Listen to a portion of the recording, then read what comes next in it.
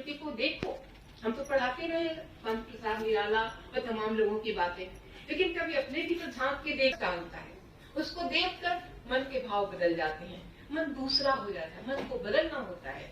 तो ये अकेलापन, ये अवसाद, लेकिन इन सबों के ऊपर एक बहुत बड़ा आनंद पर्व है।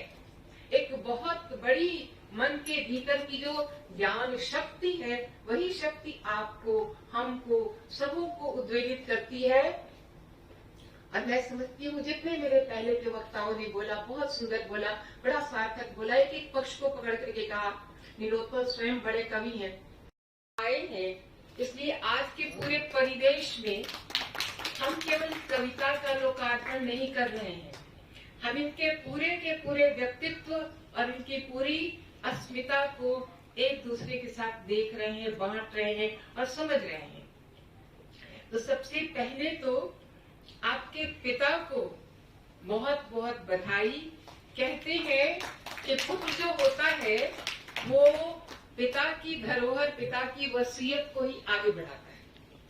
तो आप इसमें सक्षम हुए और यहाँ भी एक बार मेरा पढ़ाना सार्थक हुआ, क्योंकि एक बात जाने, आप जब शिक्षक हैं तो आपके लिए मुझे बार बार मुक्तिबोध जी की वो ब्रह्म राक्षस की कहानी याद आती है, विद्याबाई, कि उसमें वो गुरु कहता है अंत में कि मुझे अब तक कोई योग्य शिष्य नहीं मिला जिसको मैं अपने भीतर के ज्ञान का भार सौंप सकूं।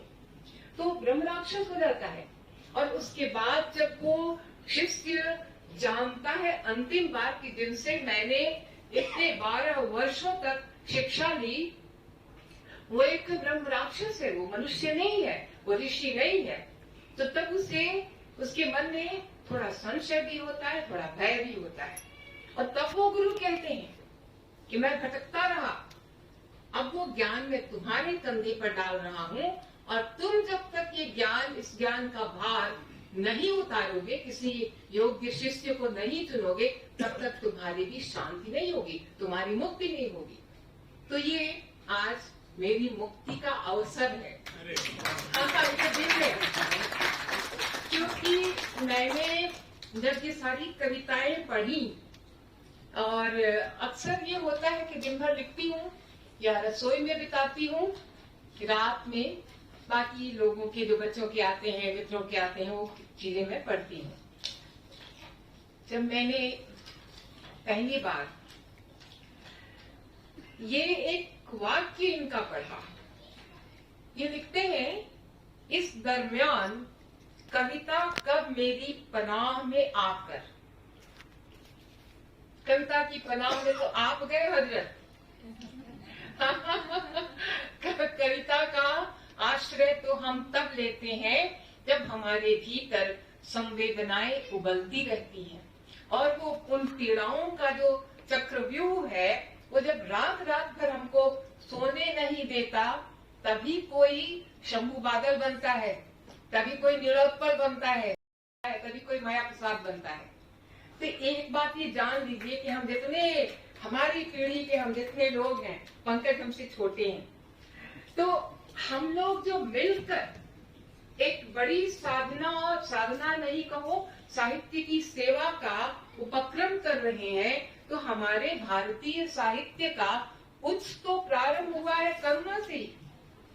जब भवभूति कहते हैं एको रस करुणैव, और जब वाल्मीकि कहते हैं मां विशाल प्रतिष्ठान तम गम शाश्वती समा यद क्रांत मिथुनादेकम अवधि काम मोहितम, वहीं से तो संवेदना की भागीरथी चली।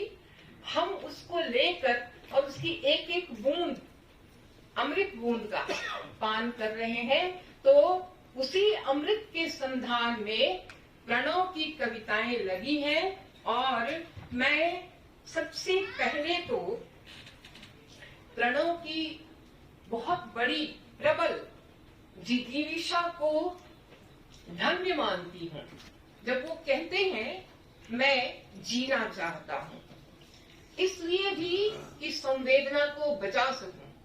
चारों तरफ देखिए, जो हमारे चारों तरफ की राजनीति है, जो सियासत का जो धर्म है, वो धर्म नहीं है, वो कुरुक्षेत्र का अधर्म है।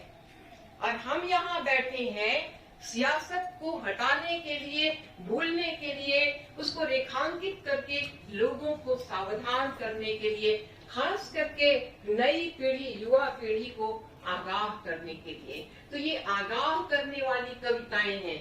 इन कविताओं में सियासत है और होना भी चाहिए, ये बड़ा जरूरी है।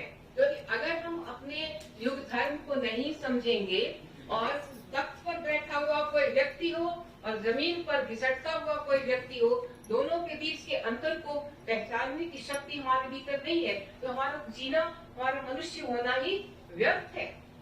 तो इसलिए जब अपनी जीविका को प्रणव काव्य धर्मिता का प्राण तत्व बनाते हैं, तो मुझे बड़ा एक सुकून मिलता है, एक शांति मिलती है।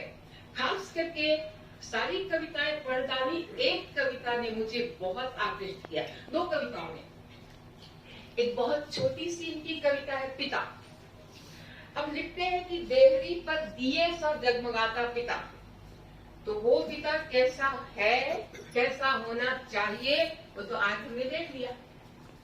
तो इस तरह की जो कविताएं का कोई जोड़ नहीं होता, और वो एक कविताएं अपने भीतर शाश्वत प्राण धर्मिता रखती हैं। अब एक और छोटी सी कविता, ये पिता कविता केवल 6 पंक्तियों की है, लेकिन 600 पंक्तियां इस पर न्यौछावर है। अब देखो एक और छोटी सी कविता है कि माँ पर, वो पूरे घर में असुरक्षा का वातावरण है और ये हर घर में है। इन दिनों विशेषकर प्रत्येक घर में हम ये सोचते रहते हैं, बच्चा बाहर गया तो कब लौटेगा, कैसे लौटेगा, क्या होगा।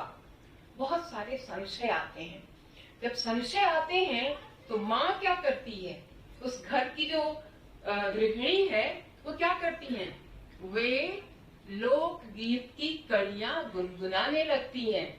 देखिए, लोकगीत परंपरा, माया आप समझ रही है इस बात को ना, कि जो लोकगीत परंपरा है वही हम महिलाओं के लिए, भारतवर्ष की हम समस्त नारियों के लिए एक बहुत बड़ा अमृतत्व है। क्योंकि जब हम लोकगीत गाते हैं उसमें ये भी गाते हैं, हमारे राम बाहर गए, हर माँ में एक कौशल्या जागृत हो जाती है और वो ये सोचती है कि राम बाहर गए, कब लौटेंगे, कैसे लौटेंगे, मेघ बरस रहे होंगे, वहां भी राम भीग रहे होंगे, उनका पटुका भीगता होगा, ये जो आपने दुपट्टा दिया, हाँ, सीता का सिंदूर भीग रहा होगा, लक्ष्मण की धोती भीग गई होगी। कि कितनी बड़ी, जो वन में चला गया, वन माने क्या, आपके घर की चार दीवारी से बाहर भाई, है ना। तो ये जो एक वेदना है, ये जो एक करुणा है, एक माँ की जो वेदना है, उसको किस प्रकार बड़े सुंदर ढंग से, और जो समापन किया है कविता का ना, उसमें माँ बैठी है, लोकगीत की कड़ियां गुनगुना रही है और उन्हीं कड़ियों में एक प्रार्थना है, मेरे बच्चे बाहर गए हैं, सकुशल लौटे। मैडम चाय ले लीजिएगा। तो इतनी बड़ी जो जिज्ञासा है, और इसमें एक बात और भी है कि अवसाद है तो आनंद भी है। अगर घटना है, दुर्घटना है, तो उनके साथ बड़ी गहरी संवेदना भी है। कभी कभी कहीं कहीं अकेलापन भी दिखता है, तो हर कवि के मन को सालता है। ऐसा कोई कवि क्या, कथाकार, कहानियों में भी जब कहानियां लिखने बैठते हैं, हम किसी के लिखते हैं, सत्य कथाएं आती हैं जिनको हम कल्पना के रूप में ढाल करके कुछ पात्रों के नाम बदल देते हैं और लिख डालते हैं। लेकिन जब लिखने बैठते हैं तो पात्र रुलाता है, और वो पात्र कभी कभी हंसाता है, ज्यादा तो करुणा ही देता है, क्योंकि करुणा से ही तो कविताओं की और कहानियों की तासीर बनती है। अब देखो कि